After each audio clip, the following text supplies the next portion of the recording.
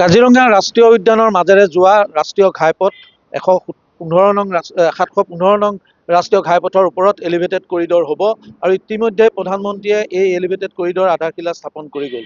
ইয়াৰ পাছত কংগ্ৰেছৰ সাংসদ তথা প্ৰদেশ কংগ্ৰেছৰ সভাপতি সাংসদ গৌৰৱ গগৈয়ে এই কাৰ্যৰ বিৰোধিতা কৰা দেখা গৈছে। ইয়াকে লৈ বোকাখাতত যথেষ্ট চৰ্চা চলিছে আৰু ক্ষোভিত হৈ পৰিছে বৃহত্তৰ কাজিৰঙা মানৱ সম্পদ আৰু পৰিৱেশ উন্নয়ন সমিতি। আমাৰ লগত আছে তেখেতসকলে প্ৰায় 6টা বছৰ তেখেতসকলে আইনী যুঁজি তেখেতসকলে এই যিটো ফ'ৰলেণ্ড এই ফ'ৰলেণ্ডৰ দাবী উত্থাপন কৰিছিল। আইনী প্ৰক্ৰিয়াত তেখেতসকলে বহুদিন যুদ্ধ কৰিবলগীয়া হৈছিল।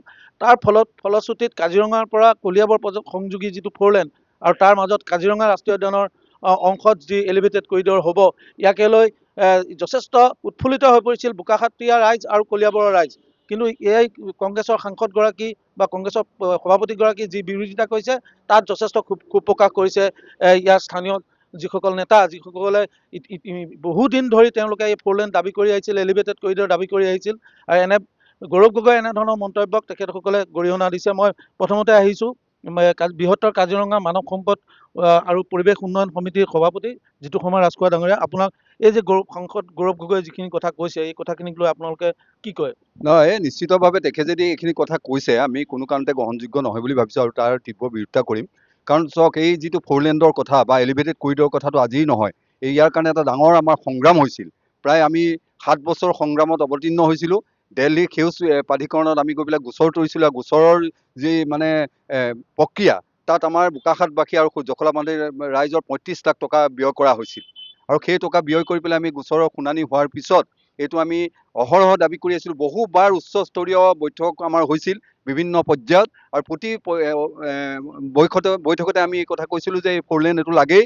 কাৰণ এইটো কাৰণে আপোনালোকে চাওক যে এতিয়া প্ৰতিদিনেই আজি যিটো যান জঁট হৈছে প্ৰতিদিনেই এই বছৰে 2025 বৰ্ষত 143টা দুৰ্ঘটনা হৈছে। গতিকে ইয়াতকৈ মৰ্মান্তিক কথা নিশ্চয় নাই। গতিকে আৰু বিশেষকৈ যেতিয়া বানপানী হয় সেই সময়তো জীৱ জন্তু মৃত্যু হয়। গতিকে আমাক এলিভেটেড কৰিডৰ লাগে আৰু ফ'ৰলেণ্ড লাগে বুলি আমি দাবী উত্থাপন কৰিছোঁ। তাৰ যিখিনি প্ৰমাণ, তাৎক্ষণিক প্ৰমাণ লাগে গোটেইখিনি আমাৰ হাতত আছে। আপোনালোকে চাব পাৰিব, এইবিলাক প্ৰচিডিং আছে আমাৰ, যে উচ্চ পৰ্যায়ত যিবিলাক বৈঠক হৈছিলে সেই বৈঠকত আমাৰ গোটেইবিলাক প্ৰচিডিং কৰা আছিলে। এইবিলাক আমাৰ সম্পূৰ্ণৰূপে প্ৰচিডিং আছে। গতিকে আমি এতিয়া যদি গৌৰৱ গগৈয়ে তেনে কথা কৈছে সেইটো আচলতে তেখেতৰ দূৰদৰ্শিতাৰ অভাৱ বুলি আমি ভাবিছোঁ। এইকাৰণে যে এলিভেটেড কৰিডৰ হোৱাৰ লগে লগে জীৱ জন্তু সুৰক্ষিত হোৱাৰ লগে লগে কাজিৰঙাৰ কাৰণে এটা ইতিবাচক দৃষ্টিভংগী আহিব আৰু যাৰ দ্বাৰা আচলতে দেশী বিদেশী পৰ্যটকসকলৰ কাৰণে সুবিধা হ'ব। কাজিৰঙা ৰাষ্ট্ৰীয় উদ্যানখন আৰু উচ্চ স্তৰলৈ যাব, এই কথাখিনি আছেই। লগতে স্থানীয় যিখিনি জনসাধাৰণ, বিশেষকৈ আপুনি জখলাবন্ধাৰ পৰা নুমলী গ'লে সকলো জনসাধাৰণ উপকৃত হ'ব। আৰু সেইকাৰণে আমি এইটো দাবী কৰিছিলোঁ যে ফ'ৰলেণ্ড হ'ব লাগে। তাৰ কাৰণে আমি কেছ কৰিছিলোঁ। আপোনালোকে জানে যে এই যি দাবী, এই সংগ্ৰাম কৰিবলৈ যাওঁতে আমাৰ 18জন ছাত্ৰ নেতাৰ ওপৰত গোচৰ তৰা হৈছিল, গোচৰ দিছিল সেই সময়ৰ SDPO কল্যাণ দাসে। আমি 6 বছৰ কোৰ্টলৈ অহা যোৱা কৰিছিলোঁ আৰু শেষত কোৰ্টে আমাক নিৰ্দোষী প্ৰমাণ কৰিলে আৰু আমি কেছটো জিকিলোঁ। গতিকে এনেধৰণে আমি যিটো সংগ্ৰাম, দীঘলীয়া সংগ্ৰাম, আমাৰ কেইবাজনো এই সংগ্ৰামৰ নেতা ইতিমধ্যে প্ৰয়াত হৈ গৈছে। গতিকে মাননীয় প্ৰধানমন্ত্ৰী আহি যি কালি শিলান্যাস কৰিলে আমি তেখেতক আন্তৰিক ধন্যবাদ জনাইছোঁ। মুখ্যমন্ত্ৰীক ধন্যবাদ জনাইছোঁ। আমাৰ স্থানীয় বিধায়ক অতুল বৰা তথা আমাৰ কেশৱ মহন্তদেৱকো আমাৰ তৰফৰ পৰা আমি দাবী সমিতিৰ ফালৰ পৰা আন্তৰিক ধন্যবাদ আৰু কৃতজ্ঞতা জনাইছোঁ। আমি লগে লগে এটা আহ্বান জনাইছোঁ যে আমাৰ আৰু এটা দাবী আছিল, যিটো আমাৰ এতিয়া ফ'ৰলেণ্ড কৰা হ'ল, তাৰ লগে লগে যিটো এলিভেটেড কৰিডৰ হ'ব তাৰ লগে লগে যাতে ৰেল লাইনটো অন্ততঃ বাদলি পাৰৰ পৰা আমাৰ নুমলীগড়লৈকে সংযোগ কৰা হয়। যিহেতু নুমলীগড়ৰ পৰা আপোনালোকে গম পাইছে গহপুৰলৈ এটা সুৰংগ পথ হ'ব, তাতো ৰেলৰ যোগাযোগ ব্যৱস্থা থাকিব। গতিকে ইয়াৰ যদি কমিউনিকেশ্যনটো হৈ যায় তেতিয়াহ'লে ৰাইজ উপকৃত হোৱাই নহয়, NRLকে আদি কৰি বহু ৰাইজৰ সুবিধা হ'ব, NRLৰ সুবিধা হ'ব। সেইকাৰণে আমি এই দাবীটো কৰিছোঁ যে লগত যাতে যিটো ৰেলৱে যোগাযোগ সেইটো যাতে সংযোগ কৰা হয়। গতিকে আমি প্ৰধানমন্ত্ৰী মহোদয়, মুখ্যমন্ত্ৰী মহোদয়ক বিশেষভাৱে আমি ধন্যবাদ আৰু কৃতজ্ঞতা জনাইছোঁ। এই দাবী সমিতিৰ যিহেতু আইনী যুদ্ধ 2014 চনৰ পৰা কৰি আহিছিলে আৰু প্ৰধানমন্ত্ৰীয়ে আধাৰশিলা কৰাৰ লগে লগে এই অঞ্চলবাসীয়ে উৎফুল্লিত হৈ পৰিছিল। কিন্তু কংগ্ৰেছ নেতাগৰাকীৰ যি মন্তব্য সেই কি কয়? এইটো তেখেতৰ বাতুলতা, তেখেতৰ অজ্ঞানতা বুলি মই ভাবোঁ। তেখেতে ভগৱানক তেখেতে সুমতি দিয়ক। প্ৰথম কথা তেখেতে এইটো ভাবিব লাগে যে গুৱাহাটীলৈ কাইলৈ যদি তেখেতৰ সমষ্টিৰ মানুহ যায় 1 ঘণ্টা এতিয়া কমকৈ সময় লাগিব। প্ৰথমতে সেই কথাটো তেখেতে ভাবক। কাজিৰঙা জীৱ জন্তুৰ সুৰক্ষাৰ কথাটো তেখেতে ভাবক। এইটো এটা দীৰ্ঘদিনীয়া সংগ্ৰাম। এই সংগ্ৰামৰ এটা ইতিহাস আছে। 1991 চনৰ 31 মাৰ্চত 31 মে'ত নুমলীগড় ৰিফাইনেৰী স্থাপনৰ কাৰণে এনভাইৰনমেণ্ট ক্লিয়াৰেন্স যিখন দিছিলে মিনিষ্ট্ৰী অফ এনভাইৰনমেণ্ট ফৰেষ্টে, তাত এটা ক্লজ লিখা আছিলে যে this road portion of national highway should be diverted before commissioning of the refinery. আৰু তাৰ ওপৰত ভিত্তি কৰি NGT ৰাস্তাটো বন্ধ কৰি দিছিলে। সেই সময়ত সকলো জাতীয় দল সংগঠন ৰাইজৰ সহযোগত আমি NGTত গৈ প্ৰায় 7 বছৰ কেছ কৰি লক্ষাধিক টকা খৰচ কৰি আমি এই ৰাস্তাটোৰ পুনৰ মৰ্যাদা ঘূৰাই আনিবলৈ সক্ষম হৈছিলোঁ। আজি মাননীয় মুখ্যমন্ত্ৰীৰ নেতৃত্বত, প্ৰধানমন্ত্ৰীৰ নেতৃত্বত আজি যথাযথভাৱে এলিভেটেড কৰিডৰৰ কালি আধাৰশিলা স্থাপন হৈছে।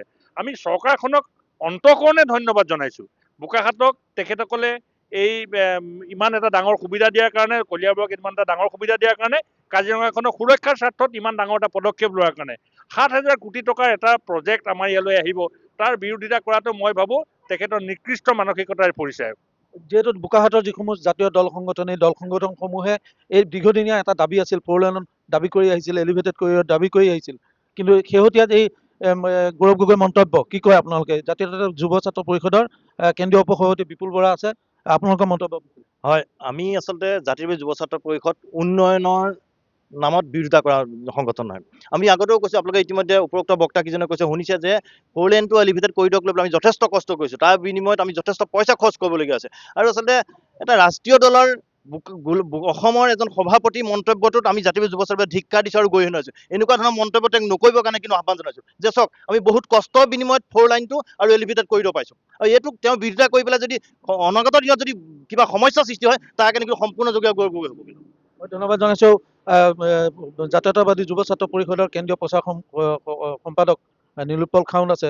মুখ্যমন্ত্ৰীৰ প্ৰচেষ্টাত প্ৰধানমন্ত্ৰীয়ে আহি আধাৰশিলা কৰি গ'ল, কিন্তু বিৰোধী দলসমূহৰ যি মন্তব্য, এই মন্তব্যত আপোনালোকে কি কয়? আমি পোনপ্ৰথমেই ভাৰতৰ মাননীয় প্ৰধানমন্ত্ৰীদেৱক ধন্যবাদ জনাইছোঁ, আৰু অসমৰ মাননীয় মুখ্যমন্ত্ৰীজনে যি দূৰদৰ্শী প্ৰচেষ্টাৰ এই ধাৰা আগবঢ়াই নিছে তেওঁলোকো ধন্যবাদ জনাইছোঁ। আৰু এই ক্ষণত আমি এজন জনপ্ৰতিনিধি তেওঁ বিধিগত কামবোৰত আমি ধিক্কাৰ জনাইছোঁ, কাৰণ আমি অসম জাতীয়তাবাদী যুৱ ছাত্ৰ পৰিষদে কেতিয়াও উন্নয়ন বিৰোধী কাম কৰা নাই।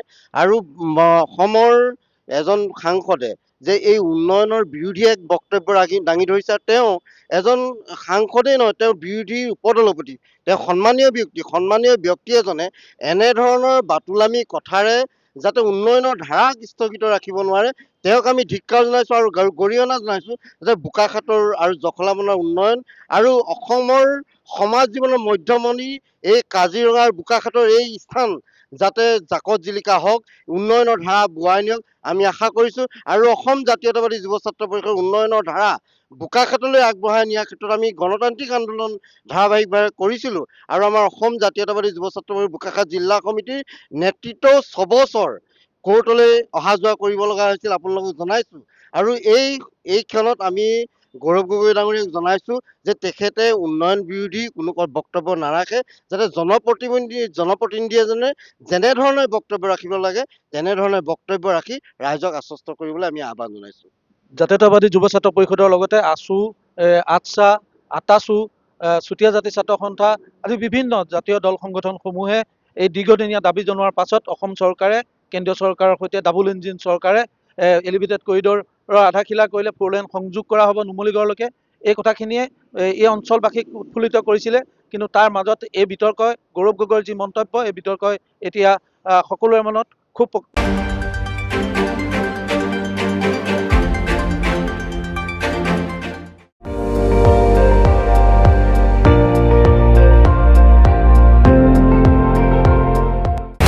আপুনি চাই আছে ND24, সৰ্বশ্ৰেষ্ঠ নহয়, সৰ্বোত্তমৰ দৌৰত।